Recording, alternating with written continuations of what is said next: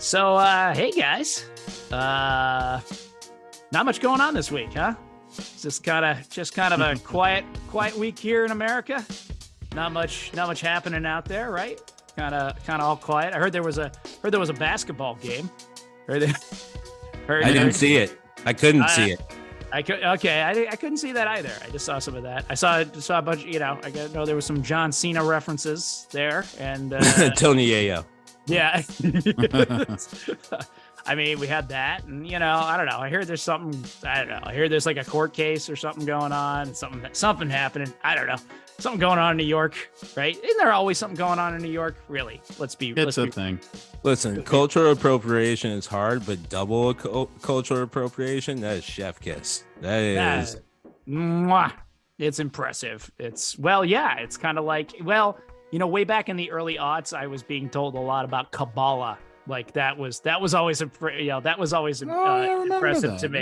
Yeah. When you want to talk about double, I don't know if it's double appropriation, but was that a group fitness class title?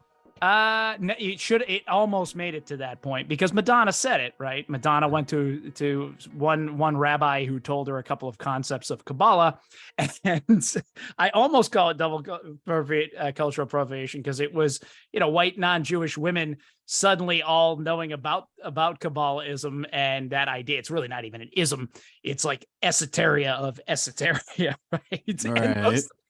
And most of the people who know about it would not want white non-Jewish women knowing about it and would not treat white non-Jewish women well for knowing about it. Like as you say, that's a chef kiss for me right there.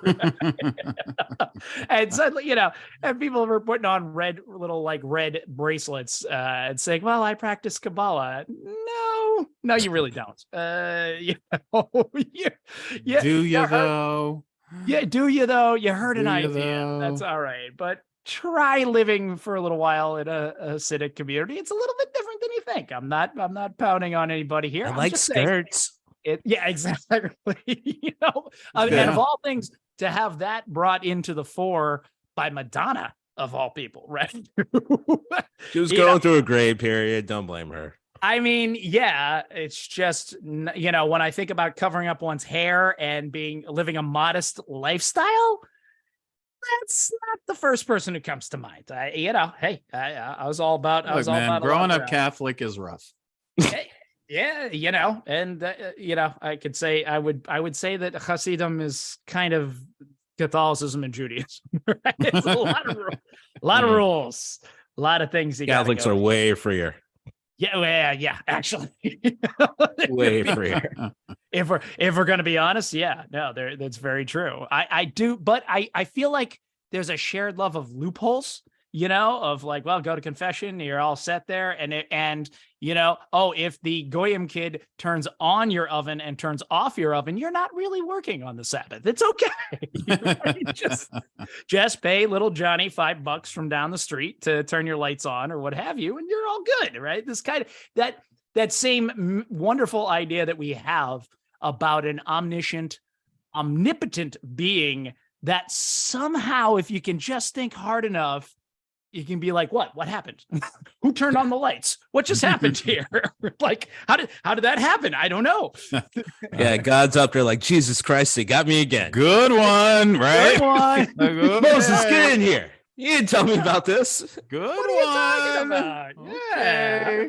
That was all Abraham. Sorry.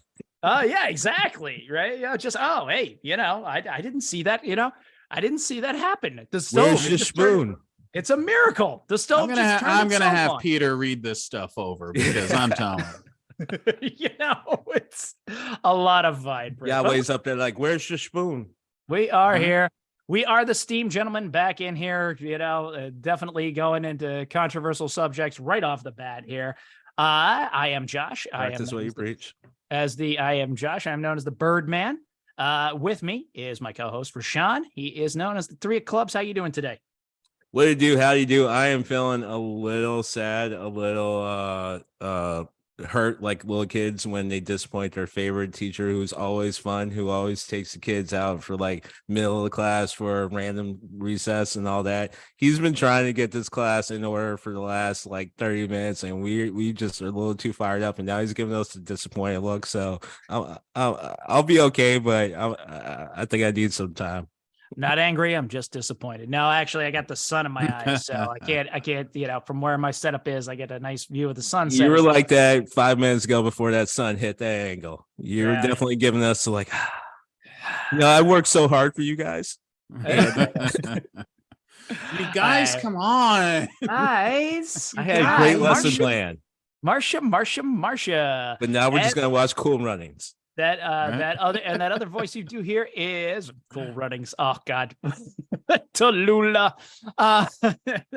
And speaking of Cool Runnings, the coolest runnings of us all. This is my other co-host. His name is Gregory, and he goes by the moniker of the Star Child. How you doing today, Gregory?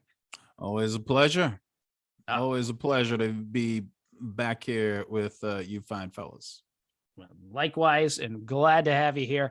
And glad to have you back in the steam tunnels where we can hash over and go over the questions in pop culture and social commentary that everyone else is too afraid to ask, because that's what we do here. We are like pop culture and social commentary expose journalists, right? We're deep undercover. We're going to expose it all. We're going to let it all know. Let all the people see the truths. And then the sheeple are going to wake up, right? Wake up, sheeple, right now. Come on.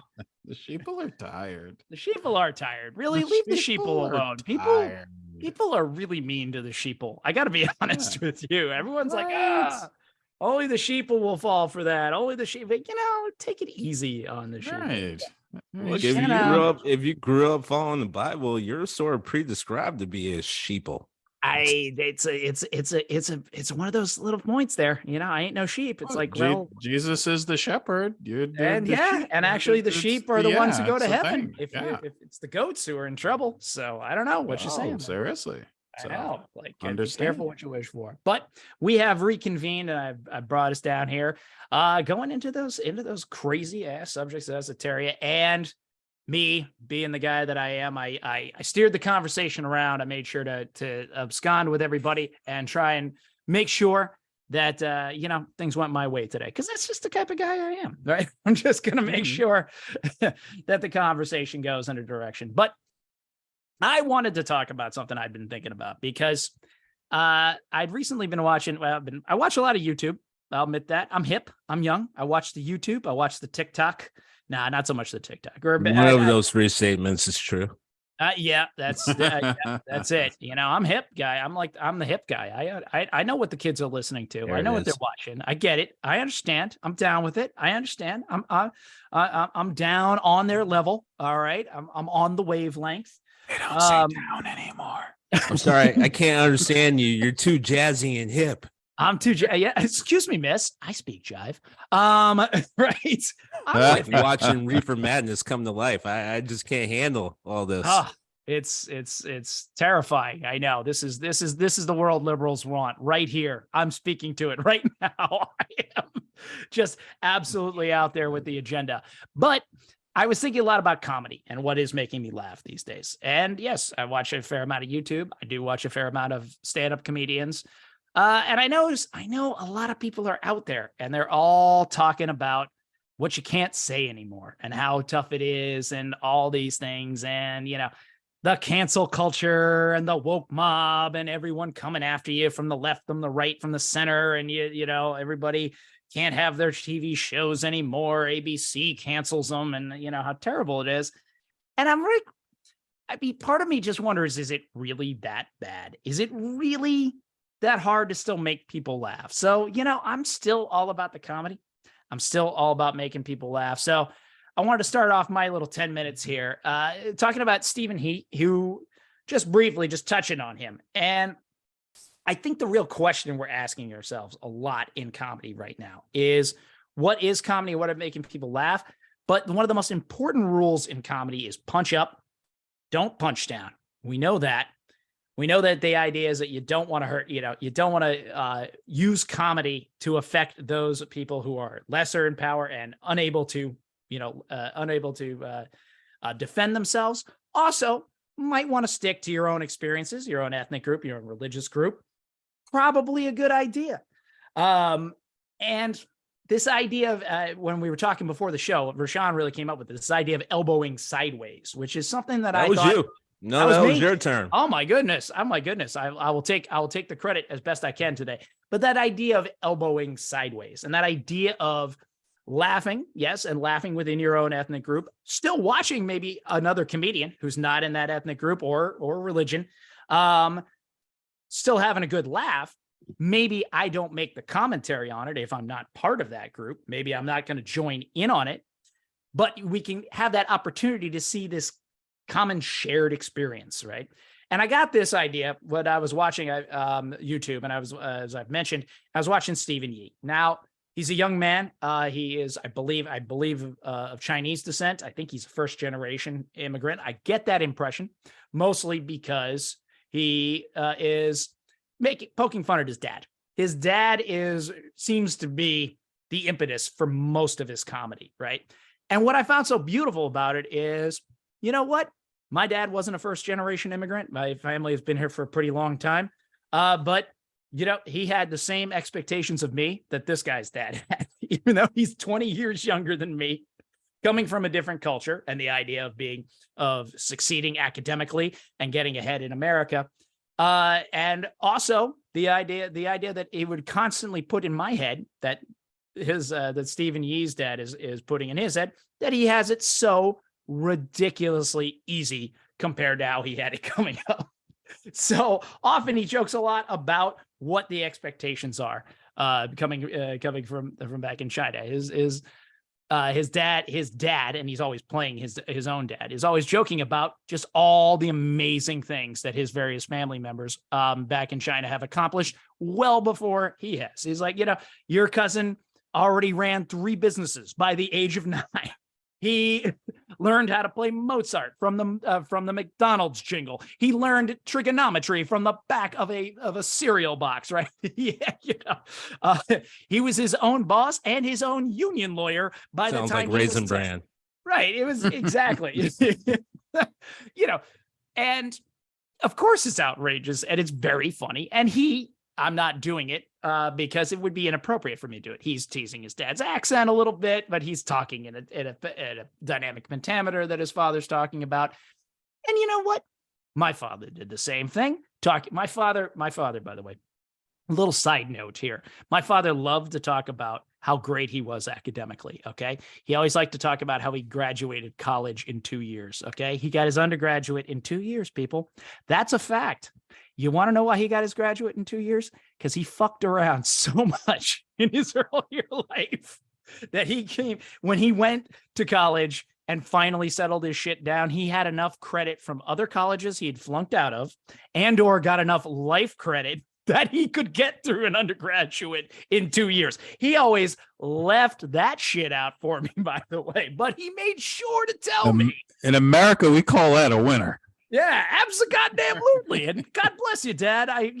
May your memory be a blessing, as we say on my side of the fence, without a doubt, you know, but he left out those little salient facts, right? He was pulling the exact same thing that this guy's dad's pulling on him. And I think that's a beautiful thing, that I can laugh at it. I can sit there. And again, I'm not going to interject. I'm not going to use the exact same analogies that this guy's using. And it's not going to be exactly the same experience, but you know, here we have this shared experience over 20 years, different cultures, everything else. And I think that's amazing. I think that's proof to me comedy's not dead because it makes us laugh, right? Most of us here have some example of their father, telling them how they had to walk to school uphill both ways, right? We know that routine. That comedian, okay, little more controversial for different reasons, but it's something we can hold on to. It's something that we can all share and all have a laugh at because, yeah, we had an older father. We had a father who told us just how friggin' easy you had it, you know, how easy we have it, and how they had it so hard in their entire life. So I think there's just a lot of room if you're staying in a particular lane. Yes, there are things you can't do. we talked a little bit about it before the show, but one of my favorite comedians growing up was Jackie Mason. Jackie Mason made a ton of Jewish jokes all the time. If you haven't ever seen it, Google him. He's out there. He had trouble in his career. He ran afoul of Ed Sullivan, no less. And Ed Sullivan didn't like him. And that put his career back many a year. It made things very difficult. I don't even know if it was over him being Jewish. There was just something about his style, something about his delivery. And he had this kind of pedantic delivery. I think it was a joke he wasn't supposed to say. And Jackie Mason, it was like, yeah, you can go fuck yourself. Right. It was kind of always that. But, he stuck into that lane and he had his routine. And maybe, it's tough to evolve it. I understand that. But God damn, it was funny. And you know what? At a time, listen, Jews still make up a very small percentage of the American population, of the world population. But it was this view into that world, right? And it was a way you could poke fun, you could elbow sideways and have a chuckle, right? I still remember he was always talking about, he would talk about the difference between Jews and Gentiles. And it was absolutely hilarious, right? He'd say, well, if a Jew owns a boat, it's, if a Gentile owns a boat, it's how many feet long it is. If a Jew owns a boat, it's how many people does it sleep? Right? So, with a Gentile, it's you should see what I have. With a Jew, it's you should see what I'm getting.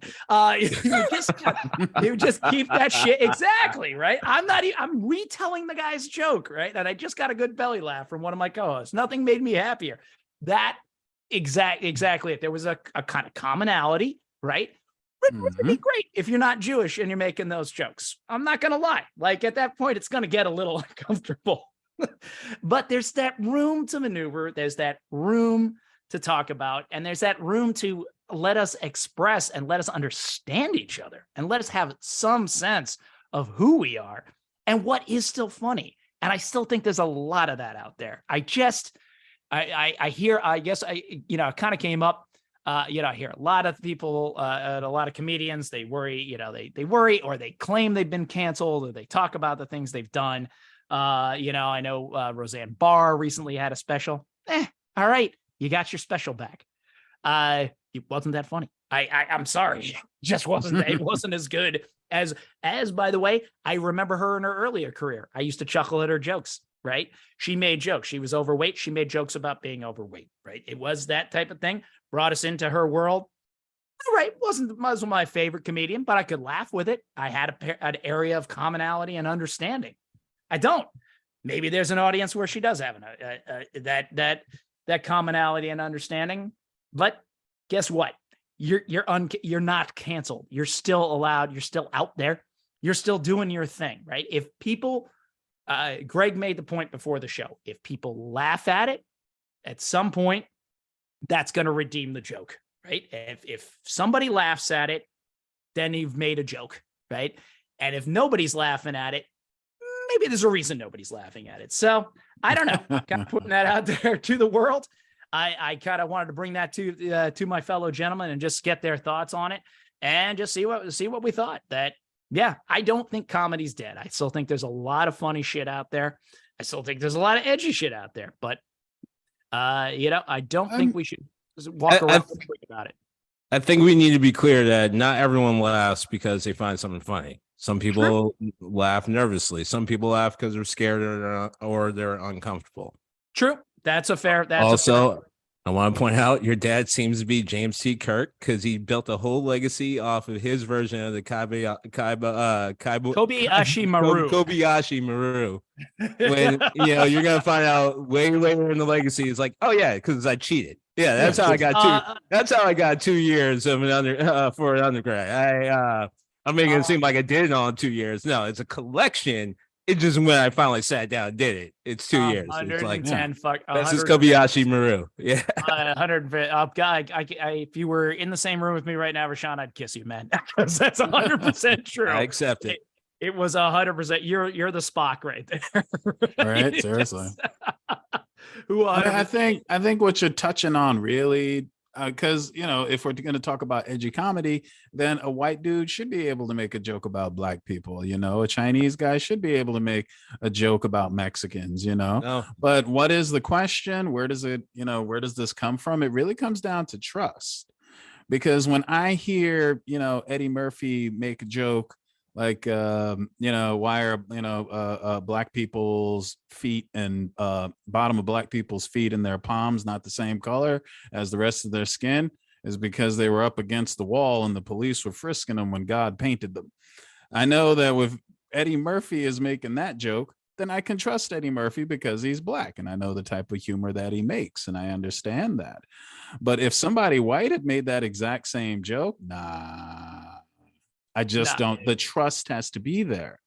And especially when you're talking about the United States that makes such a constant practice out of humiliating one group over another, out of demeaning what's meaningful to a group, one after the other, there is this intrinsic, it's a lot of places, people are always like, oh, Americans are too sensitive. It's like, the thing you're not understanding is it is a tradition in our country to constantly be degrading and humiliating some group. And when you're in that atmosphere, yeah, there is a constant state of mistrust. Even if it is, something that we should be open to laughing about, we won't be. We won't be because the trust isn't there. I'm just going to interject one thing though. The people who say people are too sensitive are also the people who are just as sensitive about another subject, right? There's always a line there and are going to be twice as loud when that line's crossed for them. Oh yeah, absolutely. Or whatever that is, right? Well, and yeah. It's not even unreasonable, but it's strange to me that people with no sense of irony will say people are just too sensitive. Yeah. I don't think we can lose sight of power dynamic. This is the reason why when you start crossing over groups, you run into trouble. Edgy and power dynamics need to pay attention to each other. This is the reason, again, you can't have certain groups go into talking about other groups because the power dynamic is there. You can't act like that power dynamic isn't feeding into how people are going to respond. Sure, if we were in some egalitarian utopian society where everyone was treated equal, everyone had fair reactions to the systems that they're within, both natural and man-made, then yeah, I would be with you. But that's not the world we live in, and that's not, frankly, the world we're going to be living in. Well, Greg, you were taking some of the point about trust and just where that was going, and who is it you trust out there as a, in comedy, be it sketch, be it stand up, who is it that you trust right now? Personally, no one. I don't think I trust a single comedian anyway. What's up, bro? What's up, bro? Is that our cousin from Boston? What's up, bro? That was our cousin from Boston going on there. Yeah, absolutely. But yeah, personally, I don't trust any comedian right now because, again, like the cancel culture issue, which, obviously the most, the biggest example was probably Bill Maher, hate him or not, Dave Chappelle, and Bill Burr, probably, made it a point to be like, I'm coming out, face first with it. And it's like, yeah, because you can. And you can. They also don't care. So yeah, fucking get over yourself. They also don't care. Like, exactly what you're doing. Exactly what is, and that you're making something out of this that's not there. Well, maybe for our listening audience, go into that a little bit more. Like, what are you talking about, Greg? Well, is this my 10 minutes? I don't know. Yeah, this is, yeah. We're held up the clock. That's the only reason why I started talking, because Josh started talking. So I'm like, wait, are we out? No, right? Are we cutting? Like, oh shit. Yeah, he held up the phone 4 minutes ago. Well, you remember when Kathy Griffin. Yeah, she, held up the severed head of Donald Trump. I was just thinking that, you son of a bitch. Yeah, she held up the severed head of Donald Trump. Was it wrong because she was threatening the president of the United States? Was it wrong because it was gory? No, it was wrong because it wasn't that funny. And that was the real crime of it. The real crime is that it wasn't that funny. Yeah. Yeah, you're a comedian. Your number one job is to be funny. Right. And it wasn't that funny. And that was her real crime. If you tell a joke that's not funny, then that is a massive fail. And you are going to pay the price for it. If it was funny, then hell, even Donald Trump might have laughed. But the point is, it wasn't funny. I got into the, I was just talking about it, but I was saying, people like, Dave Chappelle and Bill Burr and Bill Maher, like they kind of came out and attacked this idea because, they really got nervous because they thought this was going to affect their careers, which I can understand. But let's be honest, it wasn't really a thing, and it never really was. And people have said nasty to mean to homophobic things all through the history of stand-up comedy. And in all of those instances, you just have a comedian who is saying what is going to get a laugh at the end of the day. I think George Carlin had a lot of amazing, nuanced points in his comedy, but at the same time, if you weren't laughing, you wouldn't have watched it. If you didn't think it was true, you would not have watched it. You just would not give a shit.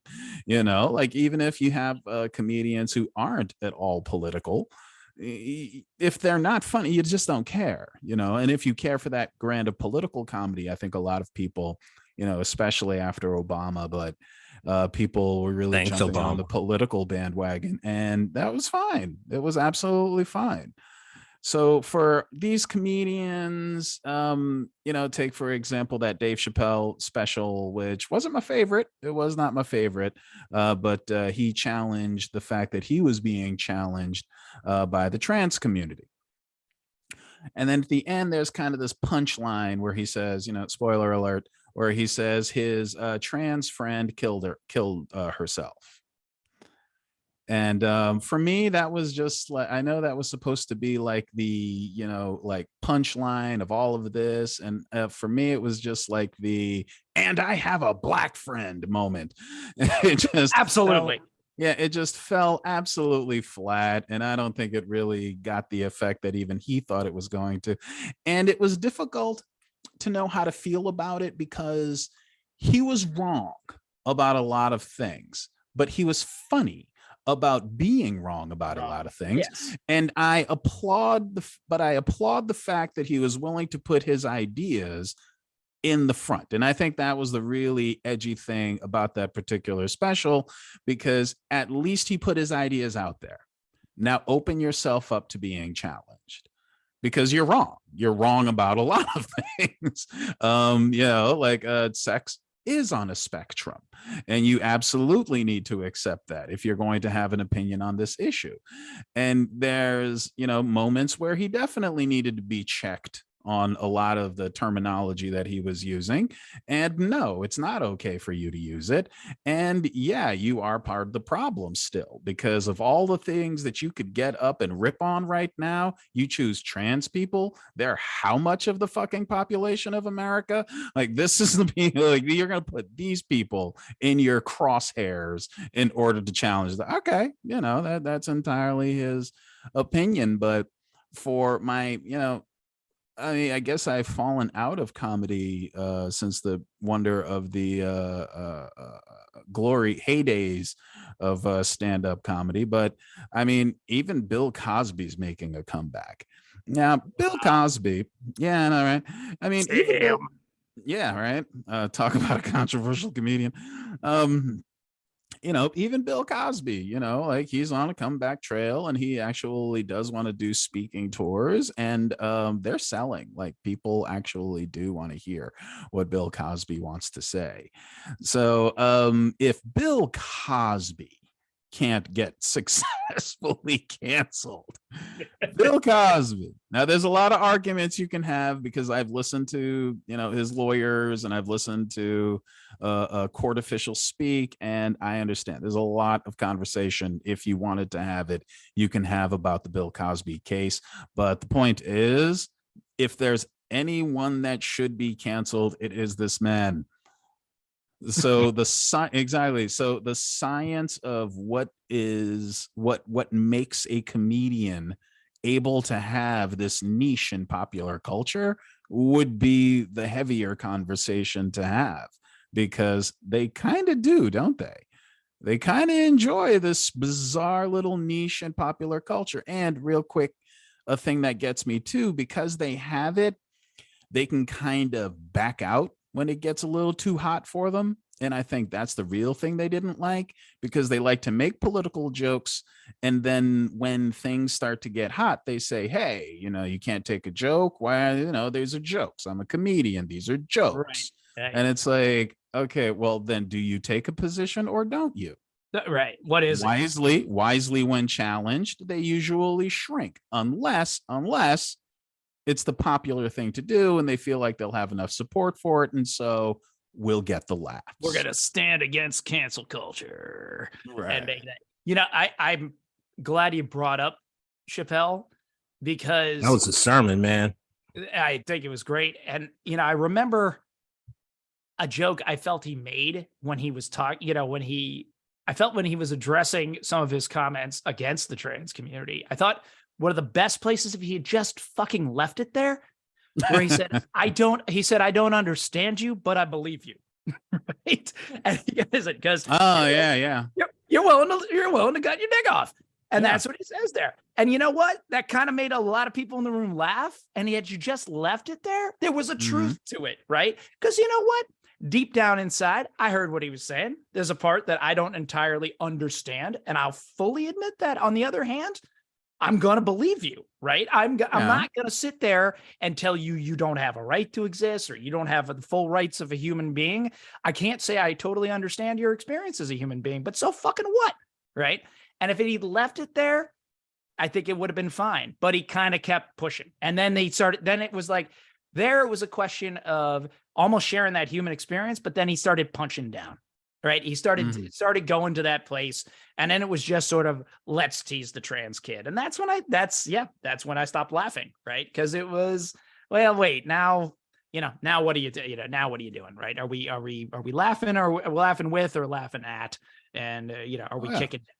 I think Greg nails it. Sorry. You had this man with this ridiculous voice actually picking on this population in the United States. And I was saying, all right, okay, Dave, again, would this work if they were actually funny? And they just weren't that funny too. So now it's really making me angry. Right.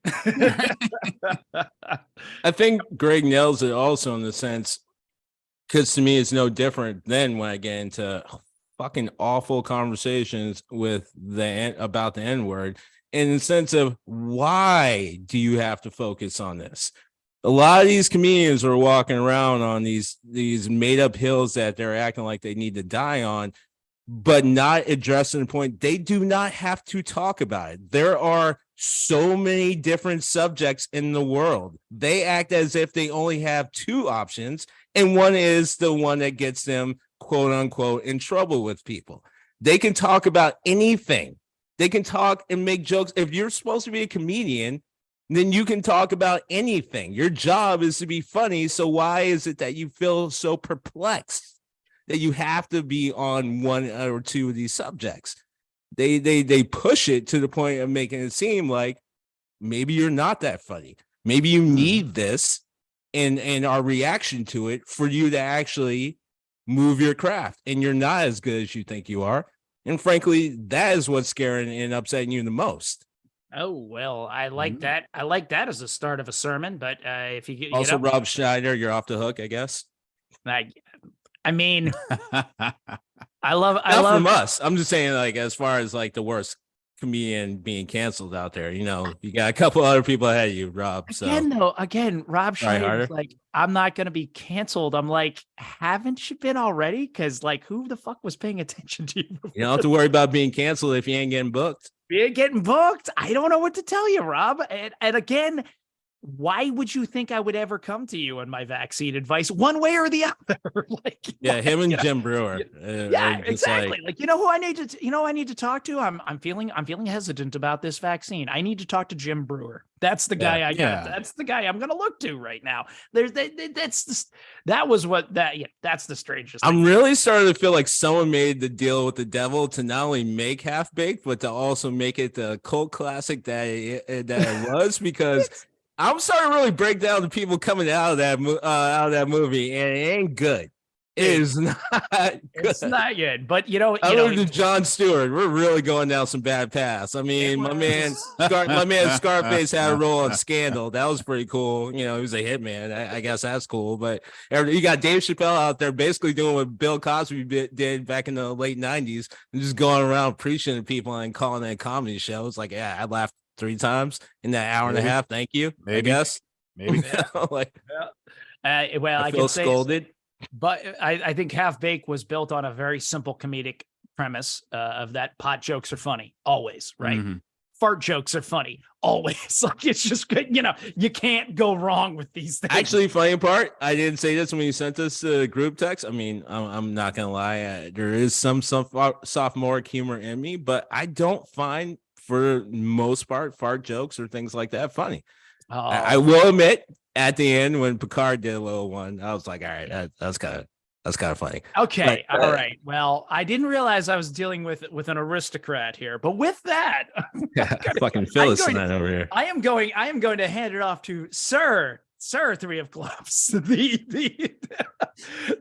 Twice knighted. Thank you, sir. Twice knighted, sir, 3 of Clubs. He was above the humor of the flatulence, and let's have him take his take on edgy comedy, punching up, punching down, where we need to go from here. All right, well, let's start with an understanding of what is actual factual and what is basically subjective and opinions that we create off of narratives that are not true. And this is the one that people should pay attention to.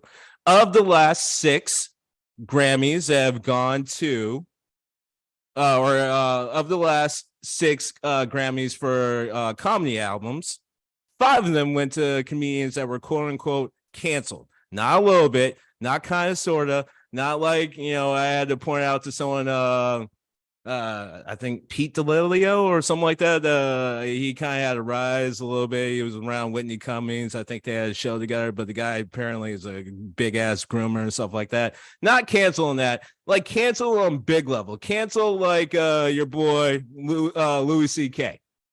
Well, he got Grammy for his comedy album, and a bunch of other people who have been quote unquote canceled also got Grammys. So of the last 6, 5 of them were from people who have been quote unquote career ending canceled.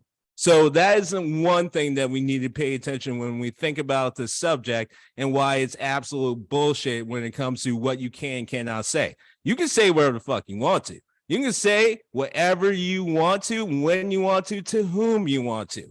However, what I think a lot of people are running up against are a couple of things. One, let me start with a phrase that I grew up around. I'm going to say it's in the Black community, but I would argue it's probably in like basically poor communities because you're going to be a little bit more prone to physical resolutions than maybe being able to call someone's manager or the police. And it goes by a little quick saying, don't say no shit, don't start no shit, or don't say no shit, won't be no shit.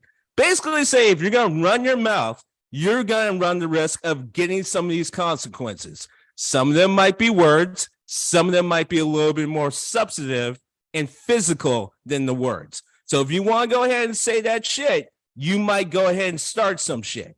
That is one thing that people are really understanding. No one's stopping any of these comedians saying what they want to.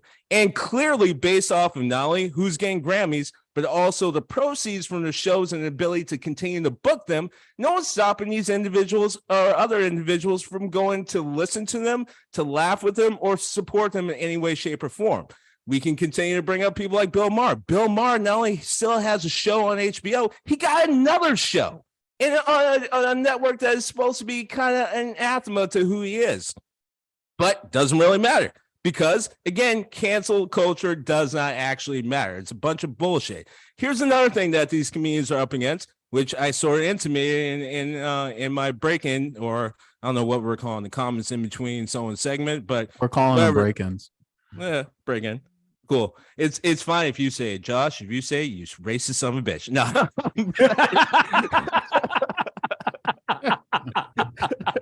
I will check myself before I wreck myself.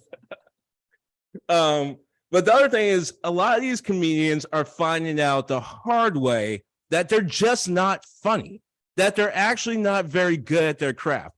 one way of looking at this, and even though Josh tried to make it seem like I'm Mr. Aristocrat because I don't want to laugh at fucking fart jokes, sorry.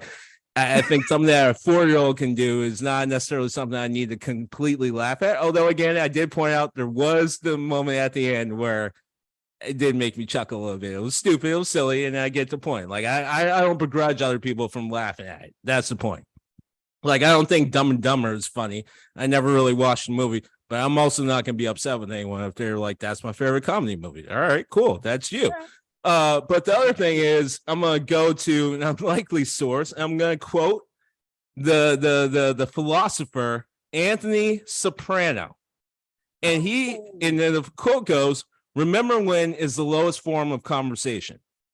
I think that's analogous to a lot of these comedians where they can't do anything other than punch down. They are not equipped to do it. It is no different than having conversations with people where all they do is rely on nostalgia. It's like running into the people that you went to high school with, and the only thing they want to talk about are things that happened in high school. Yes, it will move you in some emotional way. Yes, it will get a response. Sometimes it will be pleasurable. Sometimes it will be angry, but it will still move you. It's no different in some of these comedians. I'm not going to say I'm above laughing at someone getting punched down on. There are definitely moments. I'm not a great human being. I'm just a human being. And a lot of things that make us funny are just the human experience. Actually, if you want to go to the flip side of this conversation where comedy can be universal, is when we get to moments where we laugh at things that are such a shared experience, it crosses over different borders and lines and heritage. One good example, Josh, you can take after this because I probably don't have much more. But one good example of this is I went to go see a comedy show way back. Funny enough, with some of the people we were talking about, it was quote unquote the Dave Chappelle comedy show. Dave had nothing to fucking do with this. Like, he wasn't getting close to this comedy show. He was at that height where like he wasn't going to these shows. However, it was hosted actually by Charlie Murphy.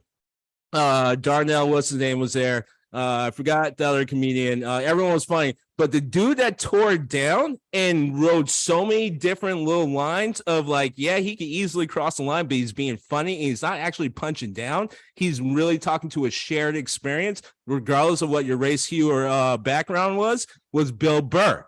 Bill Burr absolutely tore this comedy show place down in Boston. I forgot where it was. It might have been like Laugh Factory or something like that. He absolutely destroyed. Everyone was funny. Charlie Murphy was an awesome host. Like, the dude was just way more funny than people think. But Bill Burr shut it down. Why? Because Bill Burr was in Boston talking to Bostonians. He didn't give a shit about who you were or what race, hue, religion you were. He was talking to the shared Boston experience. And one of the funniest jokes he had isn't all that funny outside of Boston, but inside of Boston, 100%. It's like laughing at Dunkin' Donuts jokes. And the joke was literally in Boston, and we're the only place where fuck is literally used to describe or to say anything. It is a placeholder for what you want to say in between other things. He's like, yeah, so fucking the other fucking day, what the fuck, yeah, the fucking thing with the fucking, and then yeah, you know, the fucking yeah.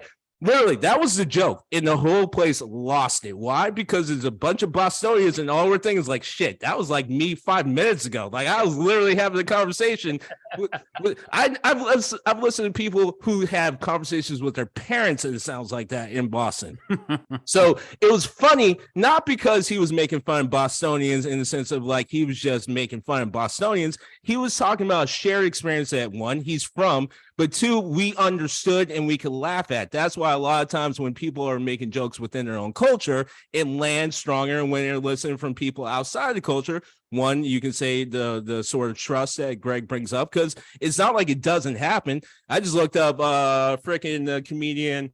I just had it up, and of course I lost it. Literally, all I had to look up is comedian who was married to a black woman, and what popped up was Gary Owen.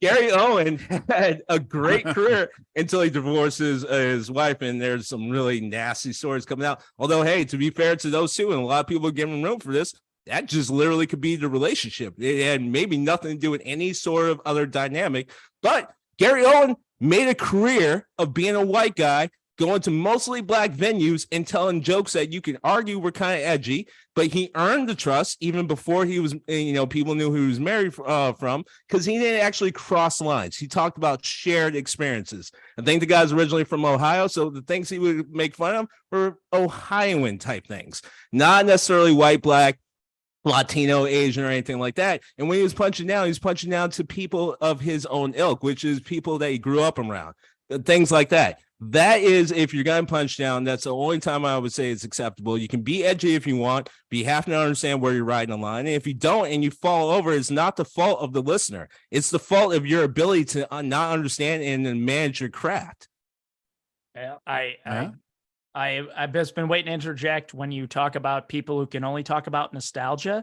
Did you have to call out our podcast like that in the middle of our podcast? Ooh, yeah. I mean, awkward. This is just, I feel a little Larry David like. I just got that look on my face right now. Like, I think it would apply to us if all our podcast would be, it's like, yeah, you remember Ghostbusters? Yeah, with Slimer. Yeah, and Stay Puft. Yeah. You remember Exorcist? It had ghosts too. Yeah. Remember Monster Squad? Yeah, Wolfman had nads. Yeah. We expand on things. We're not just repeating the same sort of what we just literally watched or experienced. Monster Squad was the shit. But now I think Wolfman had nards. Wolfman had darts, man. Who knew? But I think when you were talking about it, I think it's that difference between really punching down and elbowing people in the ribs, right? Like, you got it, right? If it's part of the group that you're in and you have that trust and, it's not necessarily mean-spirited and it's making people laugh, yeah, you can be that little bit edgy. But if really you're just being a douche, you can't hide behind the I'm being canceled umbrella. I just find it's a fine line sometimes, but it's an important distinction to make. Sometimes. It's the reason why I've always respected Howard Stern. I used to not like him. I brought him up a few different times. I got into listening to him in the early 2000s when I was doing a lot of driving in Rhode Island.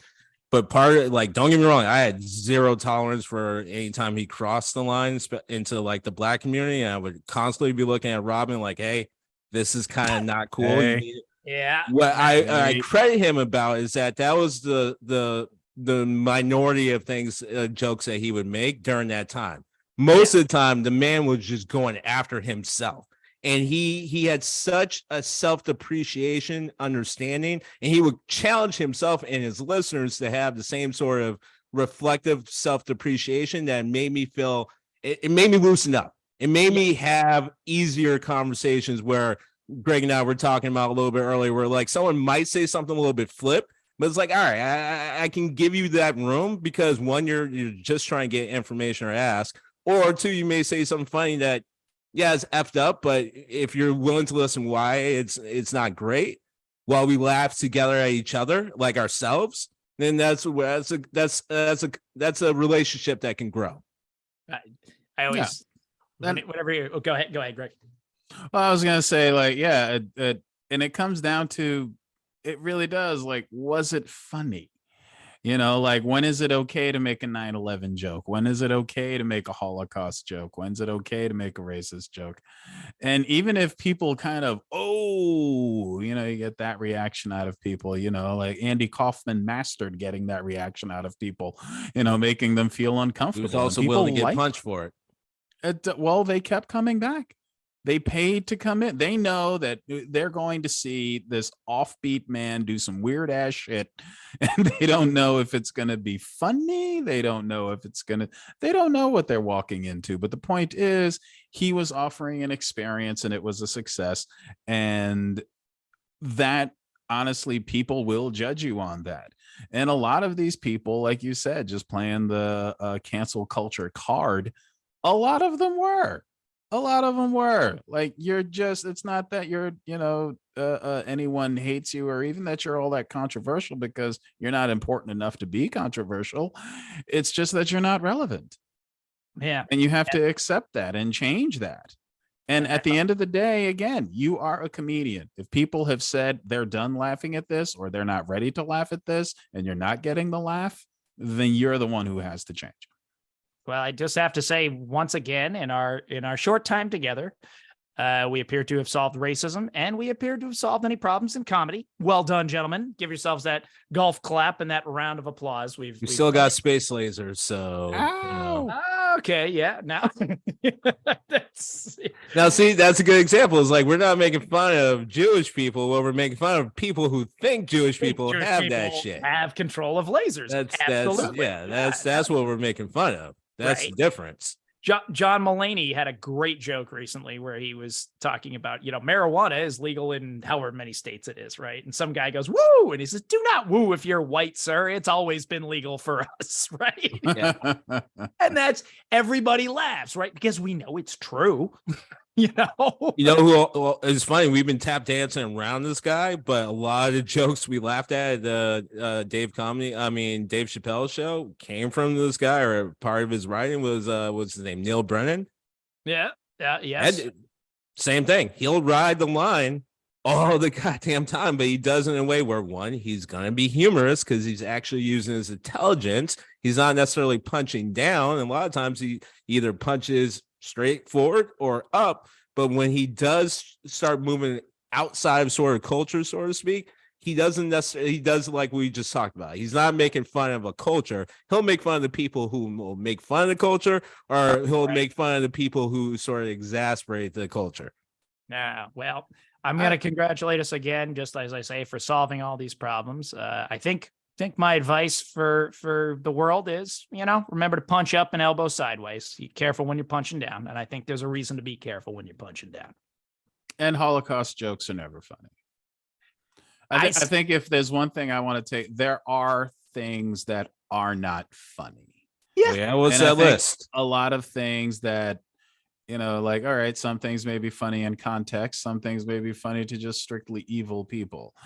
But there are things that just are not funny. And the idea that you have to be able to laugh at everything or nothing's that's fucking stupid. This is one idiotic thing I've ever heard. Everything's funny or nothing's fun. Shut the fuck up. You prove that it's fun. You prove that wrong every time you get on stage. I'm totally with you, but I'll be the devil's advocate. Then what's the list? Who sets that list? Well, let's just say the Holocaust joke. Okay, there are lots of people that you make a Holocaust joke to, and they will think it's hilarious. Mm-hmm. They will think it's the funniest fucking joke they've ever heard in their lives. But if you awkward ones right here, Josh, it's okay. Yeah, it was kind of funny. Josh doesn't think it's not true. Josh doesn't think Holocaust jokes are funny. I don't think Holocaust jokes are funny either, but the same people will say that will also turn around and tell me I need to laugh at slavery jokes. That's the part of what I'm pointing out. It's like you get into a weird sort of it's not weird when you start making a list. There are things that aren't funny. Yeah, and I agree with you. Even if they're grown funny, that just means that they're still not funny. I agree with you. I'm just pointing out. Yeah, a lot of finesse. It takes a lot of finesse. And you know what? I'll leave us with the age-old adage that death is easy and comedy is hard. And I think you see that each week with us as we try and make each other laugh, because it's not always that easy. It is just not an easy time of it. But gentlemen, I appreciate it again. I love getting together. I love talking with you. Love having it's a safe place here, guys. I love that we have a safe place here to talk about these things. Get a little rough out here. fucking rough out here. It's wild in these streets. No respect. They're arresting presidents. They can arrest anyone. King Kong got shit on me. I just wanted to hear King Kong ain't got shit on me today. I really wanted to hear that. You gonna walk away from me? No. He's going into a serious situation where he doesn't have the power. You're in that courtroom. He's cunt Trump. What? No. Yeah. When he comes back out, you'll see hot shit Trump again. Hot shit Trump. I love it. All right. Well, I appreciate it all for coming here. While we have your ear here for a minute, if you're still listening to us, and if we haven't gotten to, Edgy, yeah. Well, we're not there yet. I'm gonna give the goodbyes, but I did just want to remind you to head on over to iTunes or Spotify, wherever you can, rate and review. Help us climb the charts. Help us get that pre-planned meal money, that dick pill money, those mattress money. It's all out there for us. If you just go on over, about the ladies. That's it. Yeah, hims, hers. We don't care. Days. Non-binary, we don't give a shit. We are totally fine with that. If you can get us the advertisement and then go to the advertisers, we're fine. But to do that, we need you to go on over, rate and review us. Follow us on the socials. We are on Do You Even Steam Bro on Instagram. We are the Steam Gentleman Podcast on Facebook, and the Steam G's on Twitter. Just put this under new management. There we go. I don't know about that, but we just dropped the first episode on Twitter, so maybe we can see going out there, make some tweets, make some controversies. Yeah, exactly. If Dad had to step in. Yeah, but I'm not. We tweeting, but I'm not paying for that fucking blue check. Fuck Elon Musk. That's how that goes. Like he can have my $5 with my cold dead hands. But as we're heading on back out into our week, RaShaun, what you got going on for the rest of it? I knew you were going to go to me, as I totally forgot everything that I was going to say. So I guess I'll just end it in the sense of say what you want and do what you want, but don't be surprised if someone punches you in the face for it. Freedom of speech is not freedom from consequences. I think that's a safe thing to say. Or as another man once said, the speech is free. The lies are going to cost you. So I like that one. Gregory, what you got going on for the rest of the week? Oh, shit. That's a good question. Actually, I was just excited. Happy birthday, Robert Downey Jr. Hey, Bobby. Yeah, right. Happy birthday, Robert Downey Jr. And right now, I feel like I need to catch up on comedy. Like maybe I need to give comedy more of my attention, because I did fall off. I don't even think I've seen a Trevor Noah special. So maybe I should. Maybe I should like get back on top of comedy. Humbly, I suggest check out some of the women of comedy right now, because I think they're on fucking fire, to be honest with you. I think there's a lot of women out there making some seriously fucking funny jokes that, a lot of us need to hear. So my wife likes this lady. And we just killed misogyny. And I'm not crazy about her. Like she really, I just call it the Amy Schumer effect. And as soon as they start to sound Jesus Christ, oh my God, as soon as they start to sound too much like Amy Schumer, I just check out. Wow, Greg. All right, so our female listeners, women listeners, I just want to point out that is not all of us. I just thanks a lot, Greg. Just out there doing all that, and Greg stuck his dick. That's unusual that Greg sticks his dick. I would say two things when it comes to comedy. One, comedy is something I've said before, and I'll continue to point out. Comedy really comes down to shared experience, right? Shared experience and observation. That's why we have iconic comedians throughout the age. That's what they end up relying on: shared experience and observations. If you don't have that, you're probably not going to be a good comedian. So yeah, that's one thing. And then, God damn it, I totally forgot the last thing. That was a good thing. That was a good thing. Yeah, absolutely.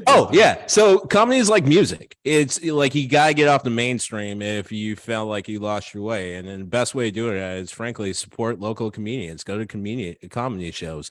A lot of times you end up, the people you see on YouTube and stuff like that, that's exactly what they're doing. So it's out there. There are a lot of awesome, Josh shares a lot of them with us, but we act like there's only 100 comedians in the country. There's thousands of them. There's hundreds in your own city right now. So go out there and support your local comedians, support your local comedy shows. They are important to every neighborhood. And I'm giving a shout out to Michael Gleason, who's been on our show. Mike, he's a great guy. Mike, been working the local comedy scene here. So you need to go to a show. We love you. We support you. We'll get you back on the show soon enough. No, we need to go to his show. I'm putting that on. We need to go to his show. Actually, he keeps him. Yeah, he's invited us a few times. We need to go. Where those friends? Right. Well, I'm right,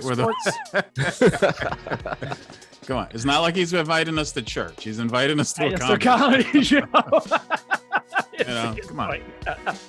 All right, I'm sports all this week. I'm just trying to keep my head above water and keep my sanity, but we'll get through there. It's all good. It's all the right things. It's all first world problems.